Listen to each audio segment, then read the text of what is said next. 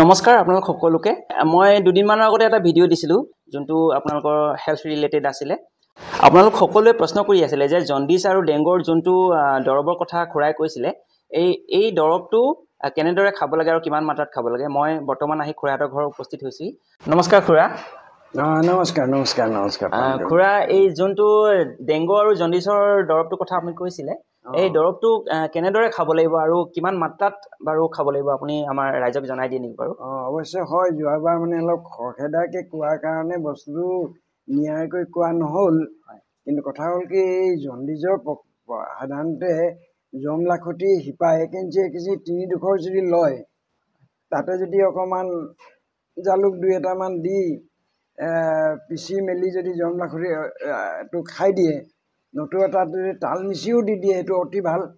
তালমিচি দি জমলাখতি শিপা 3 যদি খায় এইটো জণ্ডিছ 3 দিন খালে ভাল হয় কিন্তু অসমীয়া ধৰ্মৰ এটা কথা আছে অসমীয়া দৰৱৰ সাধাৰণতে কিছুমান নীতি নিয়ম আমি পালন কৰোঁ যিহেতু আমি এই দৰৱবিলাক সাধাৰণতে মঙলবাৰ বা শনিবাৰ এনেকুৱা দিনৰ পৰা আমি আৰম্ভ কৰোঁ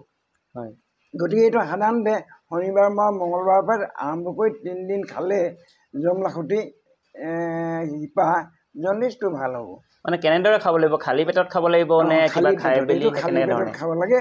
আৰু এটা কথা তুমি প্ৰশ্ন কৰিছা মধুলেঙৰ কথা এইটো এটা মই যিবিলাক মানুহে ডেংগুত ভোগে সাধাৰণতে ডেংগুত ভুগিলে দেখিছে প্লেটলেটবিলাক একেদিনা 60,000-70,000কৈ কমি যায় এই মধুলেঙৰ ৰসটো খুব সহজতে ওলায় আগবিলাক আনি মধুলেঙৰ ৰস কিছুমান লৈ তাতে তালমিচি দি যদি 3 দিন খাই দিয়ে 3 দিন খোৱাৰ পিছত চাব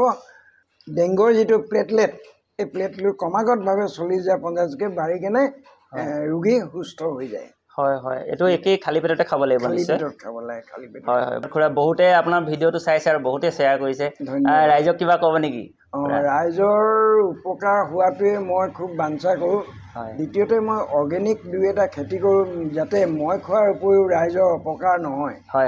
এতিয়া অৰ্গেনিক খেতি কৰিবৰ কাৰণে মই এনেকুৱা ধৰণৰ কিছুমান পদ্ধতিও চিন্তা কৰিবলগীয়া হয় কেতিয়াবা সময়ত মই গোমূত্ৰও কালেক্ট কৰিবলগীয়া হয় ধপা তিতা গছ কালেক্ট কৰিবলগীয়া হয় চাদা কালেক্ট কৰিবলগীয়া হয় কিন্তু মোৰ ইচ্ছা এইটোৱে আজিৰ যুগত মানুহবিলাক যি ধৰণৰ ৰোগীয়া হৈছে এই ৰোগীয়াৰ পৰা যাতে মানুহবিলাকে নিজেও ঘৰত কৰি মেলি ৰোগমুক্ত হ'ব পাৰে বহুত বহুত ধন্যবাদ খুৰা ময়ো আৰু পিছলৈ আপোনাৰ এনেধৰণৰ সুন্দৰ ভিডিঅ' দেখাই যাবলৈ চেষ্টা কৰিম ভিডিঅ'টো বৰ্তমান সামৰি দিছোঁ আপোনাক বহুত শুভেচ্ছা ধন্যবাদ